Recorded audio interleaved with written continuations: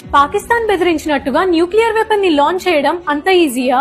ఒక్కసారి చూద్దాం. పాకిస్తాన్ దగ్గర nuclear weapons ready to launch గా లేవు. ఒకవేళ లాంచ్ చేయాలనుకుంటే పాకిస్తాన్ డేరా గాజీ న్యూక్లియర్ సైట్ నుండి బాంబ్ ని తీసుకొని 800 కిలోమీటర్ల దూరంలో ఉన్న తారానావా అనే మిసైల్ కాంప్లెక్స్ కి తీసుకెళ్లి అసెంబుల్ చేయాల్సి ఉంటుంది. ఆ తర్వాత అసెంబుల్ అయిన మిసైల్ ని 1000 కిలోమీటర్ల దూరంలో ఉన్న షాబాజ్ లేదా మసూర్ అనే లాంచ్ ప్యాడ్స్ కి తీసుకెళ్లి లాంచ్ చేయాల్సి ఉంటుంది. ఈ పని అవ్వడానికి కొన్ని రోజులు పడుతుంది. ఈ గ్యాప్ లో మన శాటిలైట్స్ లేదా వేరే కంట్రీ శాటిలైట్స్ ఈ మూవ్మెంట్ ని పిక్ చేసుకుని వాళ్ళ న్యూక్లియర్ వెపన్ ని అసెంబుల్ చేసే లోపే అటాక్ చేయొచ్చు. అంతేకాదు, న్యూక్లియర్ వెపన్స్ ఉన్న ప్రతి కంట్రీకి న్యూక్లియర్ కమాండ్ అథారిటీ అని ఒకటి ఉంటుంది. దీంట్లో ఆ దేశం యొక్క టాప్ బ్యూరోక్రాట్స్, ఆర్మీ చీఫ్స్ ఇంకా పొలిటీషియన్స్ ఉంటారు. ఈ కమిటీ అప్రూవల్ తర్వాత దేశం యొక్క పీఎం దగ్గరికి ఫైనల్ అప్రూవల్ కోసం వెళ్తారు. ఒకవేళ న్యూక్లియర్ వెపన్ ని లాంచ్ చేయాలనుకుంటే ఆ కంట్రీ యొక్క పీఎం లేదా ప్రెసిడెంట్ దగ్గర సీక్రెట్ లాంచ్ కోడ్స్ ఉంటాయి. కానీ ప్రతి న్యూక్లియర్ కంట్రీ ఇలా కాదు. USA, Russia, China, France, UK ఈ కంట్రీస్ లో వెపన్ ని డైరెక్ట్ గా లాంచ్ చేయొచ్చు.